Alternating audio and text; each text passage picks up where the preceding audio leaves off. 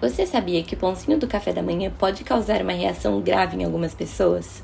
Isso acontece com quem tem doença celíaca, uma condição autoimune que faz o corpo reagir de forma incorreta ao glúten, uma proteína que é uma cadeia formada pela ligação de diferentes tipos de aminoácidos, presente no trigo, na cevada e no centeio. Quando alguém com essa doença consome glúten, o sistema imunológico passa a atacar o próprio intestino delgado, provocando inflamações e dificultando a absorção dos nutrientes dos alimentos. A doença celíaca começa em grande parte com a genética.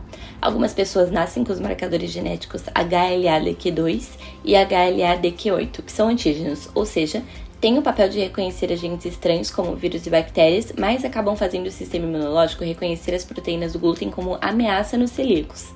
Por isso, quando alguém com essa predisposição genética consome alimentos que contêm glúten, o corpo inicia uma resposta imune exagerada.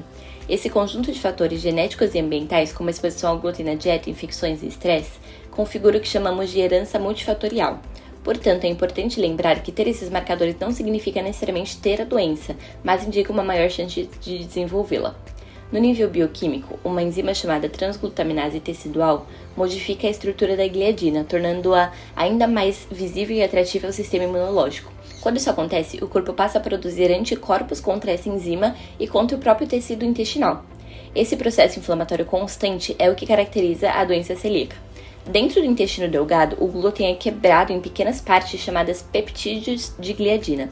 Esses fragmentos passam pela parede intestinal, formada por células chamadas enterócitos, e ativam células de defesa conhecidas como células T, que liberam substâncias inflamatórias chamadas citocinas. Através de uma cascata de reações e interações moleculares, essas citocinas destroem pequenas estruturas dos enterócitos, conhecidas como vilosidades intestinais, que é uma especialização de membrana responsável por aumentar a área de absorção de nutrientes, como vitaminas, minerais e outros. Com o tempo, essa destruição faz com que as vilosidades atrofiem e o corpo deixe de absorver os nutrientes adequadamente. Além disso, uma proteína chamada zonulina faz com que as junções intercelulares, que são especializações de membrana, que mantêm células vizinhas interconectadas dentro de um tecido, fiquem mais frouxas na parede intestinal, permitindo que partículas do glúten e outras substâncias passem para a corrente sanguínea por causa desse aumento da permeabilidade do intestino, reforçando ainda mais a inflamação.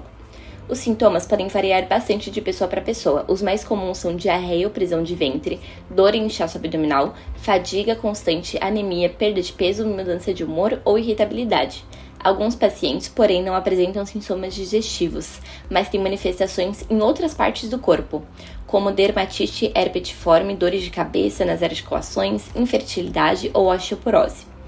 O diagnóstico da doença celíaca é feito por um gastroenterologista, geralmente por meio de exames de sangue que detectam anticorpos específicos e, em alguns casos, com uma biópsia do intestino delgado.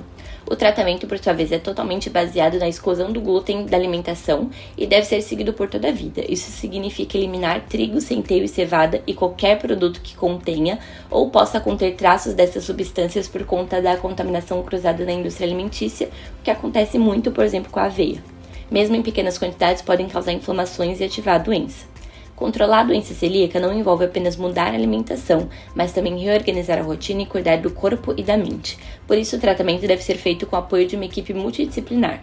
O nutricionista tem um papel central, orientando sobre substituições seguras, leituras de rótulo e equilíbrio nutricional para evitar deficiências de vitaminas e minerais. O acompanhamento psicológico também é importante, já que a exclusão total do glúten pode afetar a vida social e emocional, gerando ansiedade, sensação de restrição e medo de contaminações acidentais. A terapia ocupacional ajuda a pessoa a se adaptar e aplicar a dieta a uma nova rotina alimentar, organizando tarefas.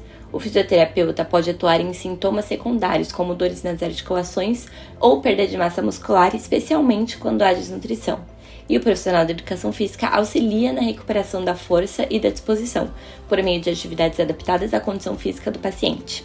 Esse trabalho conjunto garante não apenas o controle da doença, mas também qualidade de vida, autonomia e bem-estar emocional. A doença celíaca não tem cura, mas pode ser totalmente controlada com uma alimentação adequada e um acompanhamento multidisciplinar. O mais importante é evitar o autodiagnóstico e não iniciar dieta sem orientação profissional, já que isso pode confundir os resultados dos exames e atrasar o tratamento correto. Com a informação, diagnóstico e acompanhamento multidisciplinar, é possível levar uma vida saudável, equilibrada e livre de complicações. E lembre-se, compreender o próprio corpo é o primeiro passo para cuidar bem da saúde.